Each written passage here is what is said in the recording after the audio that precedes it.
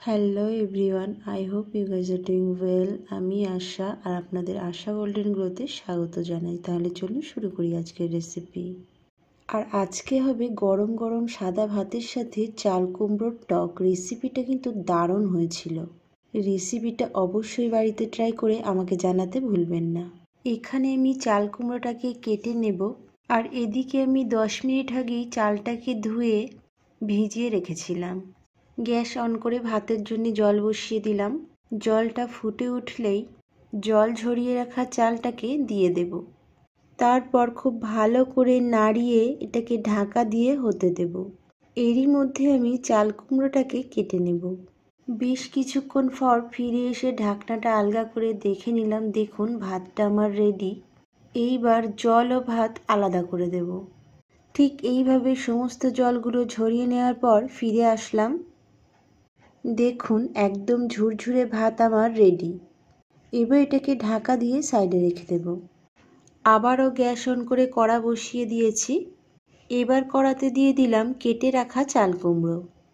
এই চাল কুমড়োটাকে সেদ্ধ করে নেব, তার জন্য দিয়ে দিলাম জল। আর এরই সাথে দিয়ে দিলাম 2 চামচ লবণ। আর দিলাম কিছুটা পরিমাণ হলুদ গুঁড়ো। এইবার একটু নাড়িয়ে নিয়ে ঢাকনাটা দিয়ে সেদ্ধ করতে বসিয়ে দিলাম 10 মিনিটের জন্য। আপনারা চাইলে সেদ্ধটা কুকারেও করে নিতে পারেন, তবে সেদ্ধটা খুব বেশি করতে যাবেন না। আমি আপনাদেরকে পরে আবার দেখিয়ে দেব কতটা সেদ্ধ করতে হবে। এদিকে নিয়ে নিলাম 4 থেকে 5 কোয়া রসুন। এইবার এই রসুনগুলোকে একটু কুটে নেব, মানে ওই আর কি থিতো করে নেব। আর এদিকে কিছুটা তেঁতুল আমি আগে থেকেই জলে ভিজিয়ে রেখেছিলাম। এই তেঁতুলগুলোকে কচলিয়ে কচলিয়ে এর পাল্পসটা বার করে নেব আর দানাগুলো আলাদা করে দেব। এই রেসিপিটার জন্য তেঁতুলের টক খুবই জরুরি। তেঁতুলের পাল্পস বার করে সাইডে রেখে দিলাম। আর এদিকে দেখে নেব, দেখুন আমার চাল কুমড়োটাও সেদ্ধ হয়ে গেছে। আগেই বলেছি খুব বেশি সেদ্ধ করতে যাবেন না, মোটামুটি 80% সেদ্ধ হলেই হবে। এইবার এগুলোকে জল ঝরিয়ে তুলে নেব। সবগুলো আমার তোলা হয়ে গিয়েছে। এবার এটাকে সাইডে রেখে দেব। আর আবারও কড়াটা ধুয়ে বসিয়ে দিলাম। এইবার কড়ার মধ্যে দিয়ে দিলাম 2 থেকে 3 চামচ সরিষার তেল। সাথে দিলাম 1 টুকরো দালচিনি। আর দিলাম 3টে শুকনো লঙ্কা। সাথে একটা তেজপাতা দিয়ে একটু নাড়িয়ে নিলাম। মোটামুটি 5 সেকেন্ড নাড়িয়ে নেওয়ার পর আগে থেকেই থিতো করে রাখা রসুনের টুকরোগুলো দিয়ে দিলাম। এবার রসুনগুলোকে নাড়িয়ে চাড়িয়ে হালকা ব্রাউন করে নেব। দেখুন বেশ কিছুক্ষণের মধ্যে রসুনের কালারটা চেঞ্জ হয়ে গেছে। এইবার দিয়ে দেব সরিষা। তারপর 1-2 সেকেন্ড নাড়িয়ে নেওয়ার সাথে সাথেই দিয়ে দিলাম তেঁতুলের জল। বন্ধুরা, সরিষাটা দেওয়ার সাথে সাথেই তেঁতুলের জলটা যদি না দেন, সেক্ষেত্রে সরিষাগুলো কিন্তু ফেটে আপনার চোখে মুখে লাগতে পারে। তাই তেঁতুলের জলটা তাড়াতাড়ি দেওয়ার চেষ্টা করবেন। আর তা না হলে একটা সরিষাও আপনার কড়াইতে থাকবে না, সব উড়ে পালাবে।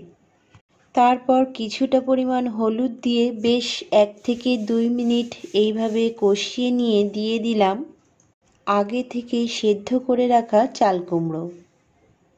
তারপর আবারও বেশ 1 থেকে 2 মিনিট এইভাবে নাড়িয়ে নেব আর কষিয়ে নেব। এই সময় খুব সাবধানের সঙ্গে নাড়াচাড়া করবেন, তা না হলে চাল কুমড়োগুলো ভেঙে যেতে পারে। বন্ধুরা, রেসিপিটা ভালো লেগে থাকলে লাইক, কমেন্ট ও শেয়ার করতে ভুলবেন না। আর যারা ভিডিওটা ইউটিউব থেকে দেখছেন তাদের কাছে অনুরোধ রইল আমাকে সাবস্ক্রাইব করে সাপোর্ট করার। আর যারা ফেসবুক থেকে দেখছেন তাদের কাছে অনুরোধ রইল আমাকে ফলো করে নেওয়ার।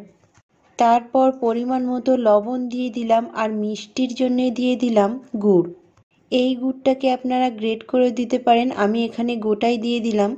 তারপর পরিমাণ মতো জল দিয়ে এটাকে নাড়িয়ে নিয়ে ঢাকা দিয়ে হতে দেব।